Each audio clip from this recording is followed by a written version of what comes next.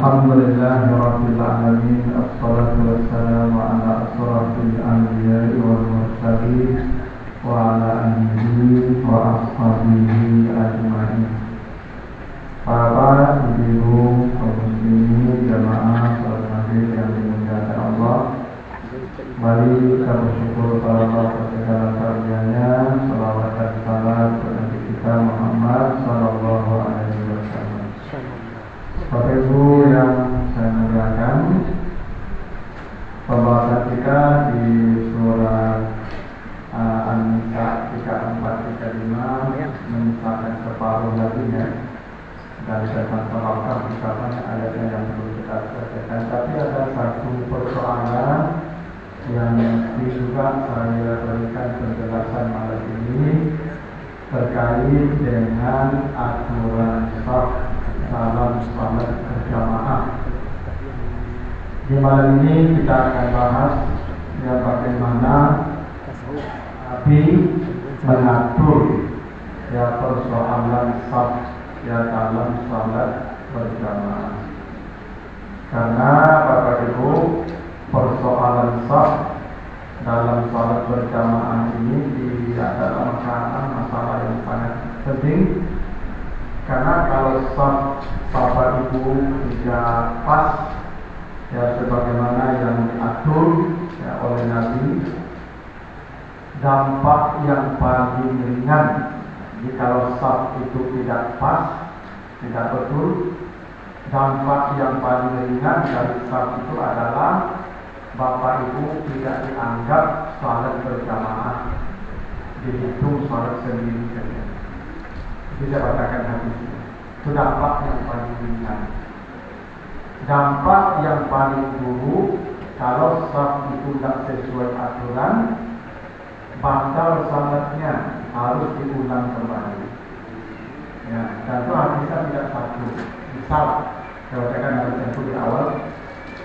Hadis riwayat Ibnu Hibban, kata Nabi, la salata limun faridin khalfas saf, tidak sah salat orang yang sendiri di belakang saf. Ini saf penuh, Bapak Ibu tidak ada kawan, lalu sendiri saja di belakang saf, kata Nabi tidak sah salat sendiri di belakang saf. Bukan berjamaahnya yang tidak ada nilai, salatnya tidak sah. Maka dalam hadis riwayat At-Tirmidzi dan Abu Dawud diceritakan anna Rasulullah sallallahu alaihi wasallam ra'a rajulan yusalli wahdah khalfas saf. Nabi melihat ada seorang laki-laki, seorang sahabat salat sendiri di belakang saf. Setelah selesai salat, Nabi datangi itu sahabat lalu wa amarahu ayyu'ida salat. Nabi perintahkan itu orang mengulangi salatnya.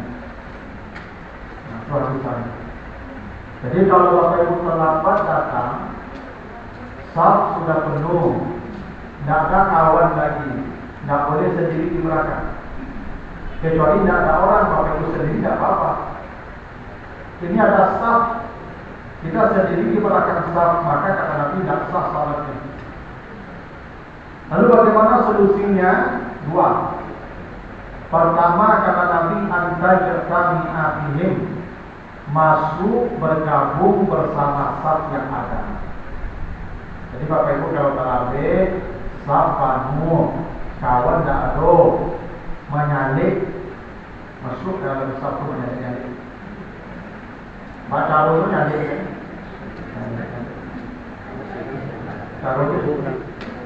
Oh, tak bisa nyalik itu Ustaz, badannya kadang, badan orang kadang-kadang kupirang kawal itu.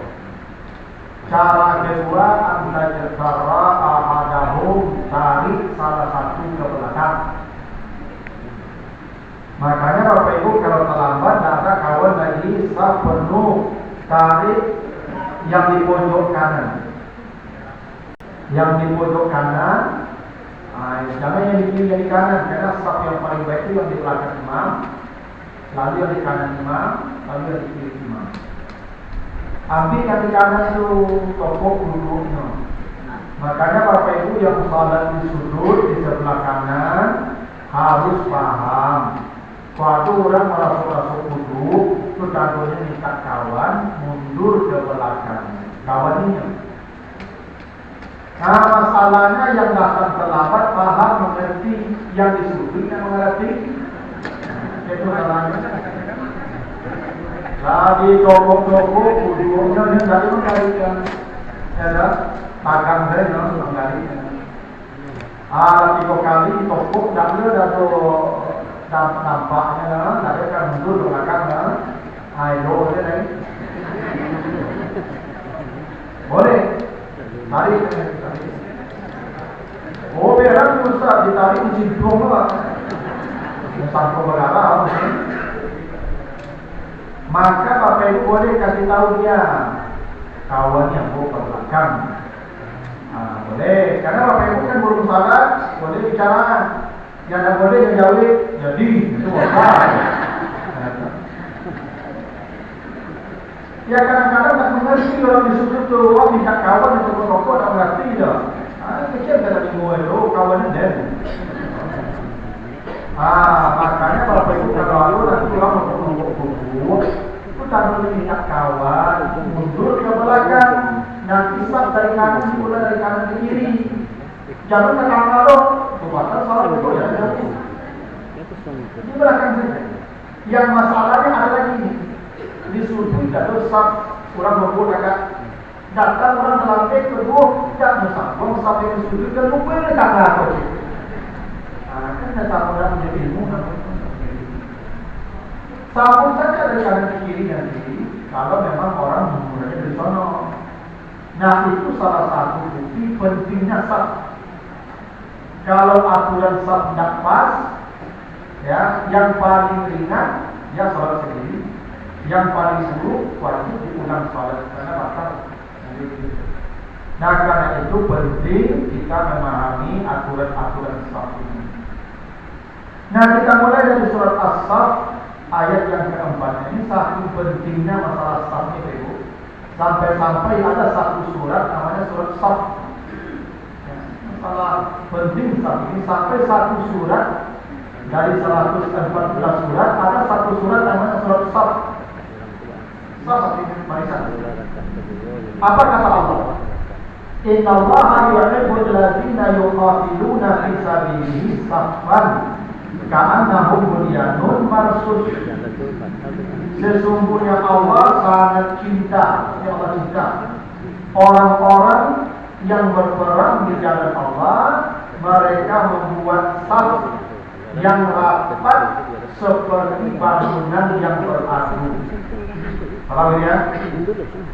Allah cinta kepada orang yang membuat saf yang safnya rapat seperti bunyanun marsus begini. Bapak itu kalau kita di komplek itu kan tembok kita dengan tembok tetangga itu kan bertempel. Nah bangunan yang temboknya bertempel itu namanya bunyanun marsus. Allah sebut begitu. Allah cinta kalau ada saf yang rapatnya seperti tembok yang bertempel tadi. Allah cinta. Maka kalau ada orang merapatkan saf yang dia bertempel badannya berdekatan, Allah mencintai saf itu. Berarti kalau safnya renggang, Allah tidak mencintai saf itu. Itu dampaknya kan? Masih mesti Allah tidak mencintai kita daripada batal salat. Tapi kalau safnya tidak rapat, Allah tidak mencintai mereka. Gitu kan? Ini walaupun ayat ini konteksnya perang, tapi ini berlaku untuk salat berjamaah. Kenapa? Karena salat berjamaah itu perang.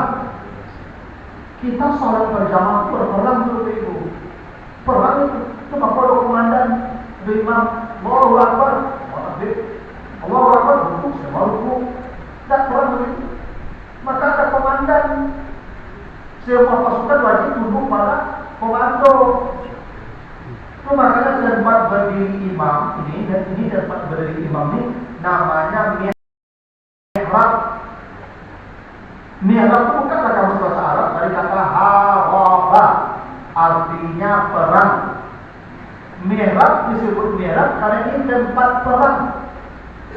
Kalau perang fisik manusia, orang kafir lawan orang. Kalau salat yang kita perang itu setan. Karena setan sudah menghancurkan salat manusia. Nanti Bapak baca di surat Al-Maidah 91. Al-Maidah 91. Apa misi setan? 3 misi setan. Salah satunya wa yasuddukum an dzikrillah wa anis shalah, menghancurkan salat manusia. Kalau kita berjamaah itu sedang berperang, lawan kita tidak kelihatan pun, makanya kata Nabi, rapatkan saf kalian, jangan tinggalkan celah untuk setan. Karena kita sedang berperang. Karena itu Bapak Ibu, yang disasar setan pertama itu komandan itu maksudnya mihrab itu. Yang tagak di muka kedua imam, yang paling baik bacaannya, yang paling banyak hafalannya, yang paling banyak ilmunya, yang paling dulu hijrahnya, yang paling dulu Islamnya, yang paling baik akhlaknya dari itu. Imam ini yang paling sempurna dari kita yang ada. Maka dia jadi komandan, pemimpin, dan yang disasar setan yang terbanting. Karena yang tagak ini hati buat setan kok bintang 2 kaki, jenderal setan. Yang di belakang itu kooperasinya. Kalau komandan kolej pasukan besar kecil, cuma apa-apa yang biasa jadi imam cuma tagak di muka pada tatamu ini. Nah itu, ini perang yang sejati. Allah mencintai orang berperang, membuat saf rapat, maka salat juga dicintai Allah kalau safnya rapat. Tuh. Nah karena itu Nabi dalam banyak hadis menjelaskan seperti apa aturan saf. 1.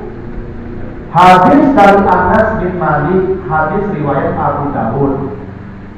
Kata Nabi, "Rusu sufufakum wa qaribu bainaha wa alhu bil a'naq, fa wallazi nafsi bi yadi inni la ara syaitan yadkhulu min khilalis saf ka'anna hal harba."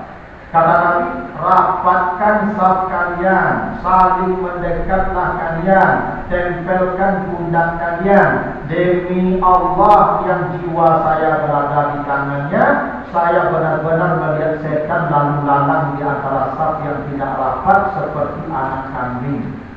Nabi. Jadi perintah Nabi pertama, alhamdulillah. Kalau saja pembahasan terakhir. Jadi kata Nabi pertama, rusun, rapatkan. Nah, seperti marsusan, rapatkan saf kalian. Kenapa? Wa qaribu, saling mendekat. Jadi kalau bikin saf, rapi, saling mendekat. Itu baru ibu, saya sering sampaikan, ibu kalau kamar sani dia buat sajadah yang lawinya semeter. Ibu kalau lawinya sajadah ibu orang suruh tidak saja memijak. Apalagi kalau tidak memukul kamu langsung kurang. Ibu kalau buat sajadah lawi itu yang suruh tidak bobo nakik ya, tidak sudah lambo ya. Kalau tak tidak datu dia lawi mana kampangnya. Berjarak itu tidak boleh. Ibu membuat sajadah lawi itu sengaja berjarak, bukan itu dulu. Sengaja berjarak itu dulu. Makanya Bapak Ibu kalau membuat sajadah, kalau nanti tamu ibu-ibu sekalian, sedikit ya. Sebenarnya itu adalah sih, kalau itu seperti karpet. Kalau Nabi salat dengan sahabat dulu dan dari karpet, dan dari keramik, salat dari kasir. Maka Nabi melarang sahabat ketika selesai salat jangan dihapus pasir yang menempel di kening kalian, karena rahmat Allah sedang bersama kalian. Salat yang paling khusyuk itu kalau ke tanah nih. Air itu sudah bagus karpetnya. Oh, aku pasir Ustaz. Aku kan banyak aku di sofa itu aku ada di apa yang ini saya itu bulan. Jadi selalu yang kita ambil bau, itu orang suka kita ada berani dari awak. Ya, kalau sakit mentake, marape, marsus, pakai. Nah, itu aturannya tuh. Makanya saya sering sampaikan apa yang Allah perintahkan di surat Al-A'raf 31. Kalau masjid, kata Allah, khuzu zinatakum, ganti bajumu.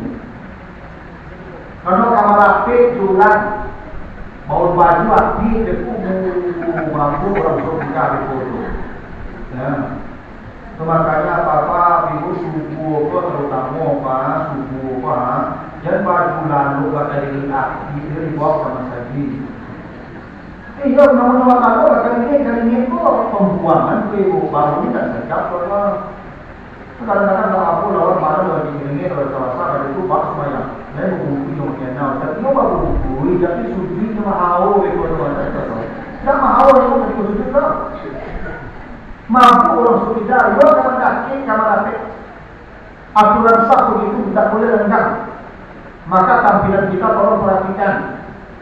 Coba kau nyambo pai ceramah dulu baju awam ke lampi. Ya, boxen, kaos, batik, jas. Aku dah menggaya dulu. Aku ceramah aku begini nya. Jadi kalau nak kasih kosa kaki aku. Kalau mau pakai boxen langsung pasti. Jadi sudah kamu tambah kaki aku. Ada itu langsung tidak aku bantu dekat kamu. Tidak tahu, ya. Ini dosa yang ada. Tapi kalau sampai tampi ya mudah demusnya orang apa? Aman bukan kaki aku jadi sujud, tak mengerti orang tidak aku merapi orang kampur ada tahu ulang. Itu rasio itu kalau mereka merapi kita dipakai pakaian yang indah. Terus sampo merapi menempel tali mendaki. Kata Nabi apa? Sujud anak tempelkan pundak kalian. Anak itu jamak punuk seperti ini. Tentu tidak mungkin ini bisa tempelkan ke orang. Maksudnya, siku kita ini minimal.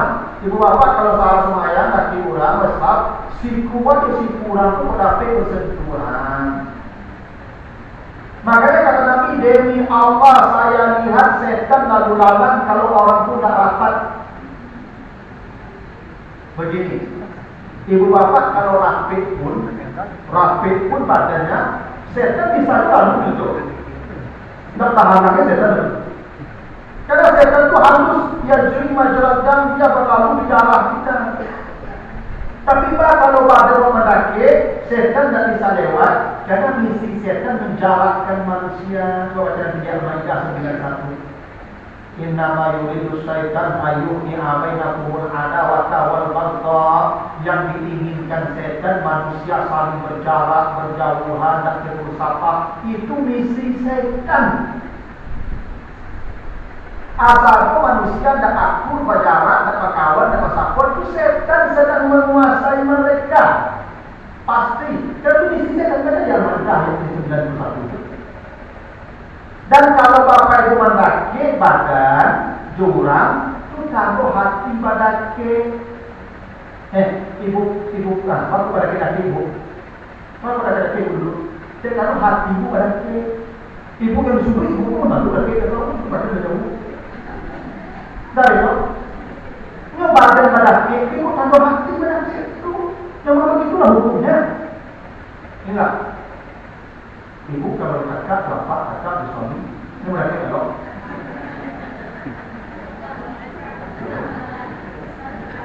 apa menakik itu barang,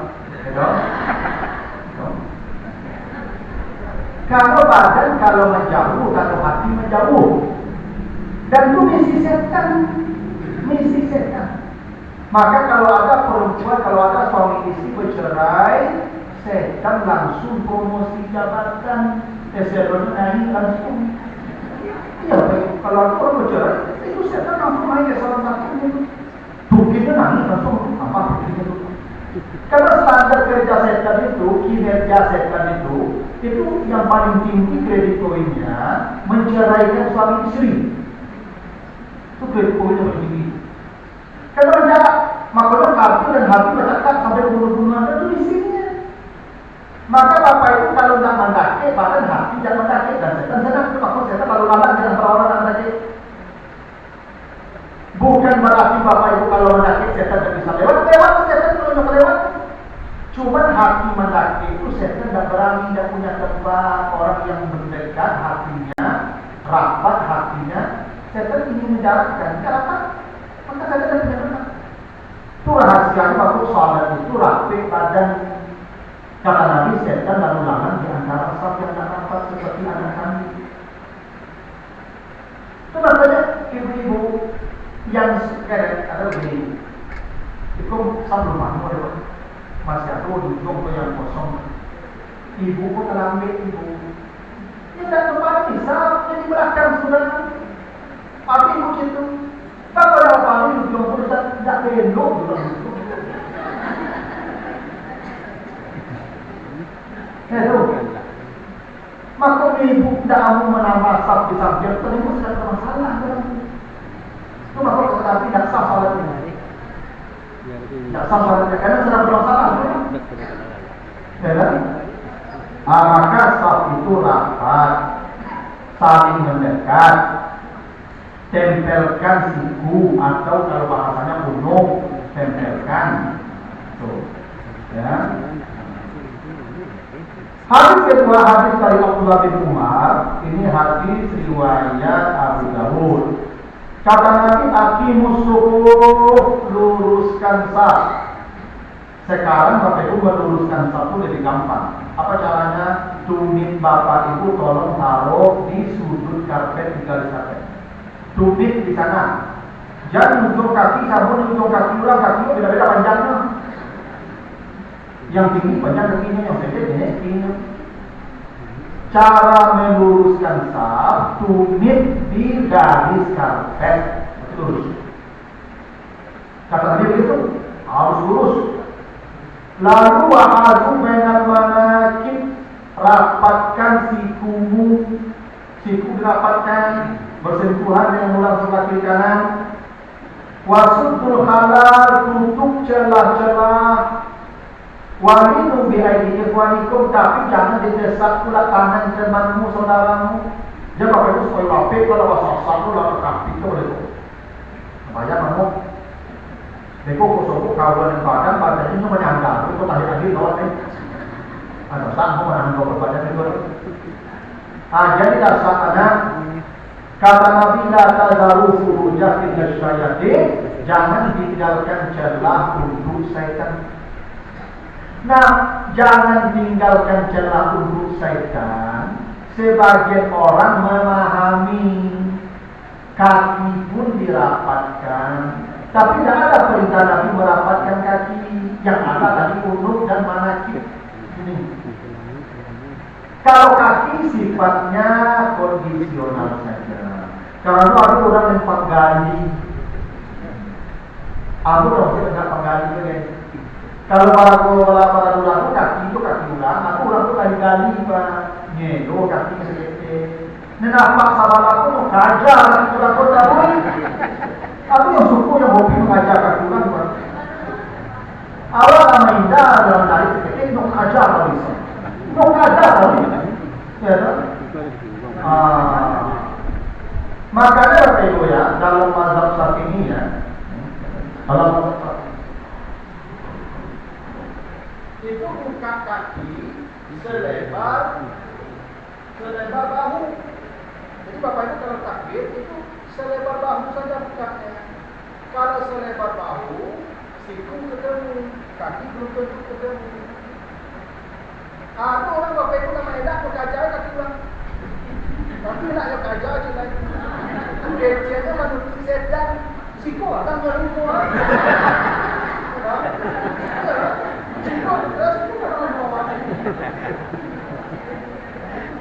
Tidak ada kaki diperintah luruskan apa rapatkan. Yang ada itu adalah manakib dan aknat. Manakib itu siku, ini bagian lengan ini, mangkapai namanya ini. Atau ya unuk. Kalau unuk itu maksudnya tidak mungkin lah, tapi itu maksudnya bagian siku kita. Kata Nabi, man wasala safan wasalahullah, wa man qata'a safan qata'ahullah. Siapa yang menyambung saf, Allah sambungkan dia dengan pahala kebaikan dan banyak. Siapa yang memutuskan saf, diputuskan Allah dia dari kebaikan yang banyak. Itu yang saya katakan. Kalau safnya tidak bersambung, namanya, maka Allah putuskan dia dari pahala berjamaah. Jadi kalau saf tak bersambung, rongga, maka semua yang tak bersambung itu dianggap salat sendiri karena Allah putuskan dia dari pahala jamaah. Kalau dia menyambung saf, disambung kembali oleh Allah dengan pahala jamaah. Saya pernah pakai begini. Saya pernah dulu salat asar di satu musala. Saya salat di saf satu. Rakaat pertama, patah duduk, wangi, patah duduk. Nah, memang begitu harusnya Nabi. Kalau Bapak Ibu buang angin dalam salat, tidak boleh berada dalam saf lagi. Iza kharaja min batnihi syai'un. Kalau ada seseorang keluar dari perutnya sesuatu, angin, misalnya, kata Nabi, "Faliyan sarif, balik badan ke belakang." Suatunya tidak boleh. Oh, sampai kamu maju, aku melihat itu ramai-ramai kita keduanya. Tidak bisa. Putih sahabat itu pun tidak bersuci. Tidak boleh berada bersama orang sahabat dan suci. Kalau Bapak Ibu buang angin, tapi kalau ragu jangan. Kata Nabi begitu. Kalau ragu iza sakka, apabila dia ragu, al-kharaja syai'un amla, al-kalwanda. Jadi pas agak tadi Allahu Akbar. Itu Rasul-Rasul aktif yang kanti tidak. Kalau kanti tidak loh. Kan ragu kanti tidak, yang ragu kan duit, yang tidak kan pasti. Tidak begitu. Kanti tidak, pasti ragu kanti kan. Yang tidak yang pasti loh. Tatap sayang, jangan bubar. Kata Nabi begitu cara menghina setan. Karena ketika orang salat, setan meniup di duburnya. Cuma khusus kata Rasulullah nanti kan. Kalau ragu kata Nabi jangan keluar, tetap salat. Terus setan tuh hina kan setan, tatap. Oh, dah betul. Kanti tidak. Sampai berbunyi atau berbaun. Tapi kalau laswinya, dia lagu aja tuh, laswinya lagu aja. Kalau baun, ini juga apa bukan duit dong. Oh itu apa deh? Nah saya Bapak Ibu, aturin itu dulu. Makanya begini, kalau nanti ada orang dah balik badan, ya nanti idamnya tuh. Kalau orang sudah batal wudhunya, dia balik badan. Saya kalau batal wudhu saya itu, ya. Saya balik badan. Balik badan. Nah kalau balik badan, artinya orang yang di saf 2, saf 3, saf 4, tolong kasih jalan, bergeser kiri kanan, kakinya lalu. Tidak boleh ke depan orang salat. Kata Nabi lebih baik berdiri 40 tahun daripada lewat ke orang salat.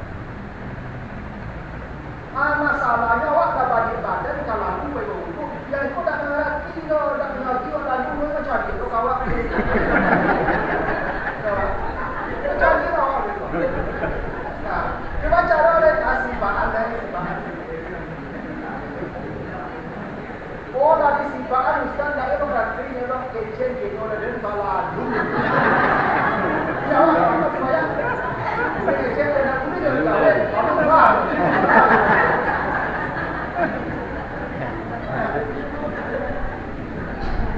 Nah, pada saya kejadian begitu. Saya sudah obat dulu, pergi dulu.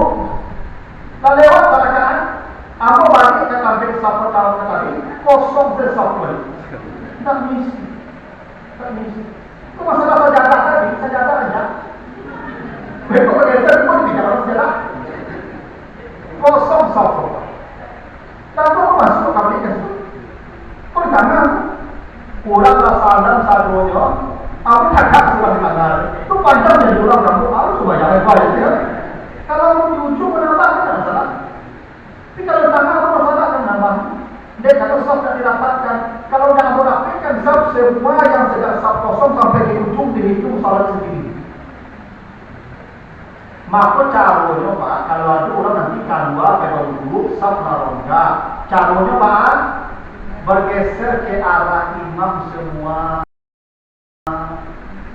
Kalau di siku orang kedua, ya bergeser satu ke kemari. Kalau di siku kalau bergeser dari siku ke mari ke arah imam bergesernya. Oh, dah bergeser Ustaz yang kaki yang kosong tu kan dosa apa yang di sabala yang tagak kosong tadi borong tundo. Iya, Pak. Apa kan kau bilang dua orang masalah kan apa orang kosong kan tundo.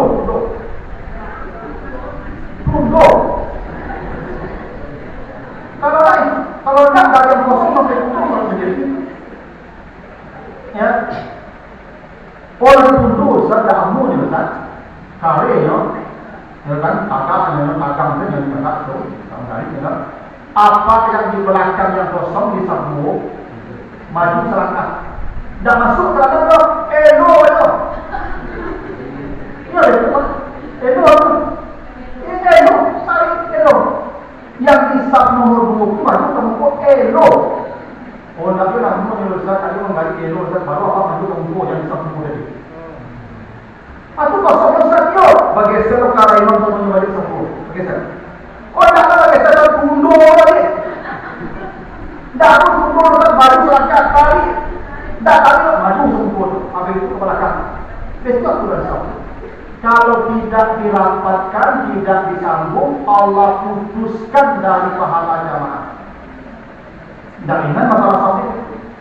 Kalau tidak disambung saf itu diputuskan Allah dari pahala berjamaah, dihitung salat sendiri lagi. Tidak masalah. Sekarang ada ilmu lagi.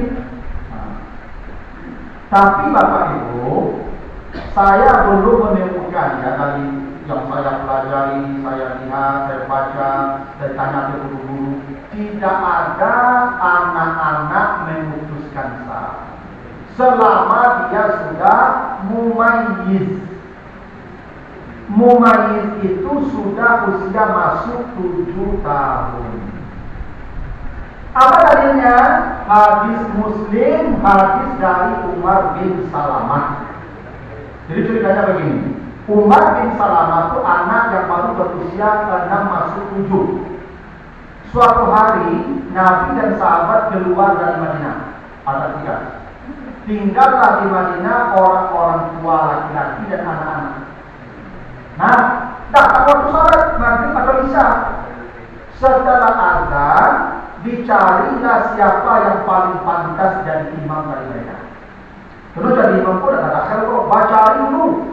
Apa saja imam aqra'ukum Qur'anan, siapa yang paling baik bacaan Qur'annya. Terus baca imam pun pengaruh ke jemaah, ke khusyuk jemaah. Siapa yang paling rancak bacaannya untuk saya jadi imam pertama.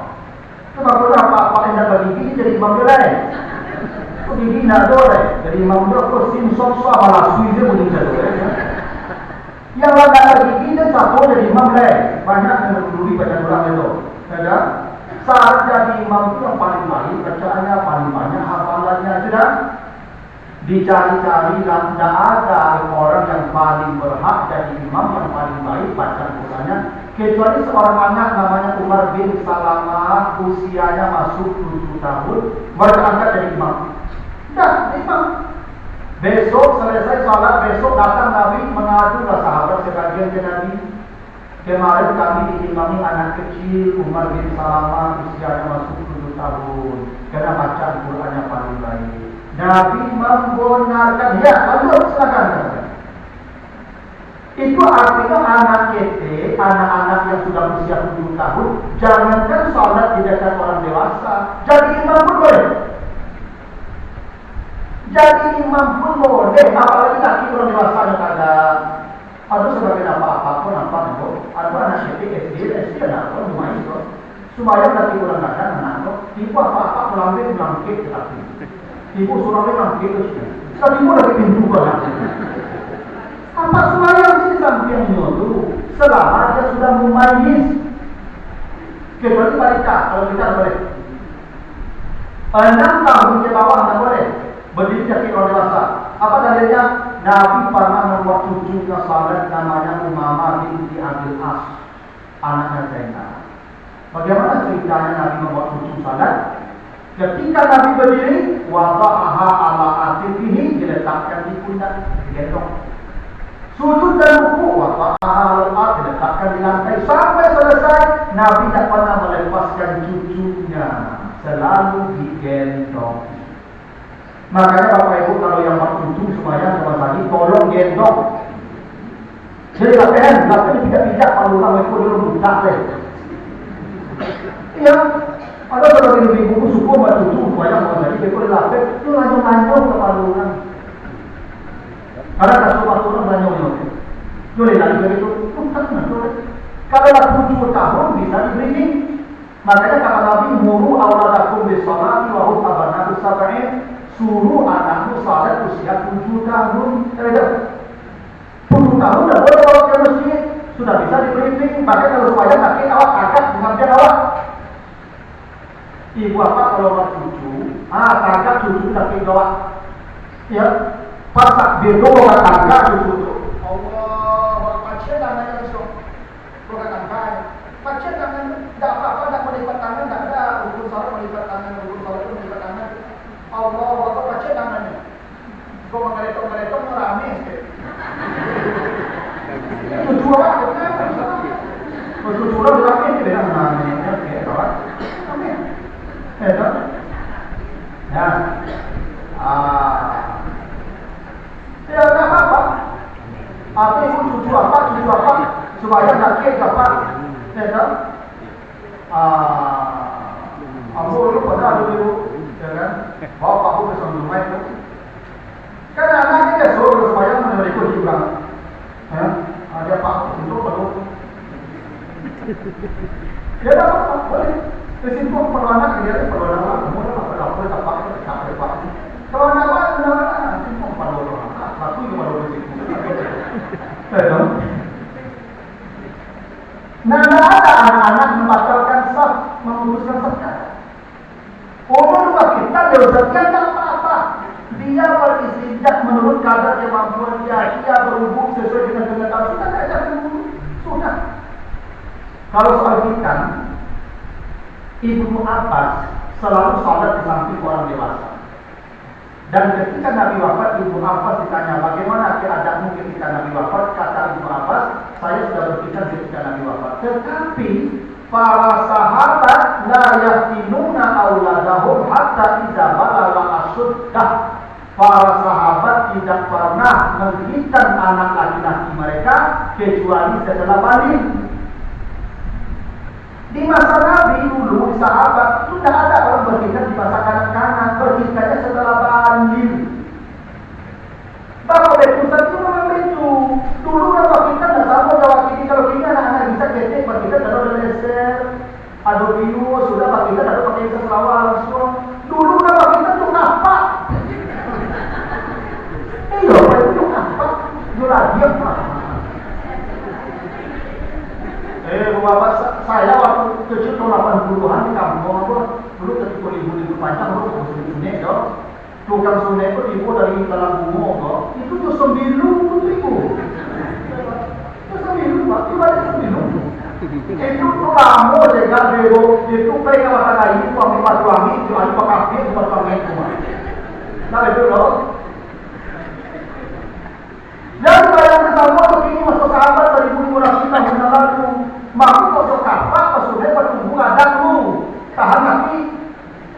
Berarti Umar bin Salamah jadi imam belum berhitam sudah jadi imam. Tidak ada hadisnya anak-anak yang bakal memutuskan sah. Ada selama sudah memayyiz 7 tahun. Nah persoalannya ini sering ditanyakan ke saya, orang yang salatnya duduk di kursi. Nah, itu yang sering jadi masalah. Kayak gitu ya. Begini dulu. Begini Bapak Ibu ya. Bapak kita cari hadisnya. Tidak pernah ada dalil tuntunan contoh itu salat di kursi. Yang ada begini. Nabi itu sakit hari Jumat maghrib, Nabi tidak sadarkan diri, sudah pingsan Nabi. Tidak bisa lagi berdiri sejak Jumat maghrib sampai Senin Nabi meninggal dunia. Dan Nabi salat sendiri lupa ada yang menjadi imam itu Abu Bakar. Kecuali di subuh terakhir hari Senin subuh Nabi datang ke masjid salat duduk di belakang Abu Bakar. Aisyah bercerita selama Nabi sakit yusalli mutarabbi'an. mutawaki'an. Nabi salat duduk bersila di lantai. Di mana Nabi duduk salat? Di lantai bersila. Kalau Nabi bisa istirahat bersila, Nabi bisa istirahat muncul. Tapi kata Aisyah, Nabi selama sakit tidak pernah duduk di lantai. Hadis dari Jabir. Jadi ada Nabi sahabat, dia ada kawan sakit, sahabat sakit. Nabi datang ke sana, dia mau salat, diambilnya bantal, duduk dia di atas bantal salat. Farama biha, Nabi ambil bantalnya, Nabi lempar bantal itu sahabat. Kata Nabi, salli al-ard, salat di atas lantai. Pertama, Bapak Ibu yang salat di kursi, coba dulu sebisa, kalau masih bisa di lantai, jangan di kursi. Selama masih bisa di lantai. Karena contoh begitu. Udah bisa masih duduk di lantai. Lagi subuh di lantai kita taruh kita. Terasa kaputi tinggal atau taruh ke badan jari. Beko duduk di lantai, beko 10 orang melo kata. Yo kali banyak orang pada orang tu boleh lepak ke boleh.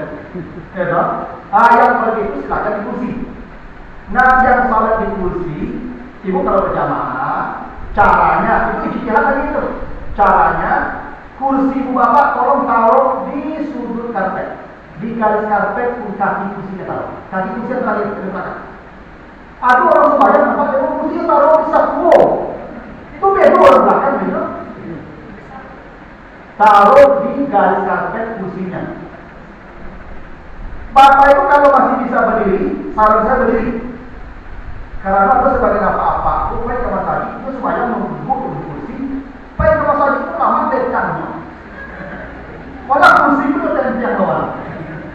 Di mana pakai kursi itu doang? Apa taruh situ? Begini, Bapak Ibu berdiri itu hukum salat tak? Tegak berdiri betul kan? Bapak masih kuat berdiri, lalu tak mau berdiri, meninggalkan rukun maka. Saran saya berdiri itu takbir berdiri, Fatihah berdiri, ruku berdiri. Yang masalah kan sujud dan duduk. Apa sujud dan duduk? Atau sejak awal boleh duduk kalau memang tak kuat berdiri. Nah, kalau salatnya sudah duduk, perintah Nabi waj'al sujudaka afat min ruku'ika. Angguk sujud lebih dalam dari angguk ruku. Jadi itu kalau sudah duduk di kursi salat, angguk saja. Allah liman hamidah, Allah. Kadang-kadang aku di buku itu kata kursi kita di buku adukan yang di kursi itu lima ada di buku dah beda. Kalau sudah salat duduk, itu isyarat itu angguk. Jadi buku badan mulai itu lagi nangis menunggu apa Angguk seneng. Nah, saran saya ibu bapak yang sudah di kursi kalau memang tidak bisa di lantai, ambil saf di pojok kiri. Jangan di pojok kanan itu nyedor ke belakang. Itu jadi kamu kan? Yang di pojok kiri dan kurang kok di tanah, kok konsekuensi kok pasal saluran mengharus saf ini. Di pojok kiri tidak apa. Jadi kalau nanti di pojok kiri kosong antara ibu, tak apa-apa, kan ibu selalu duduk di kursi. Mana bisa lagi mendapatkan kamu malah maafkan. Saran saya begitu. Kecuali Bapak Ibu aman, di tengah tidak apa-apa juga. Tapi saran saya kalau pakai kursi itu ya kaki yang belakang taruhnya di sudut karpet, di garis karpet. Jangan di belakang, taruh ke orang ini. Ya. Tapi cobalah Bapak Ibu yang masih bisa duduk di lantai, cobalah duduk di lantai. Tuh. Itu baru dua hadis, baru ada pertanyaan dulu Bapak Ibu.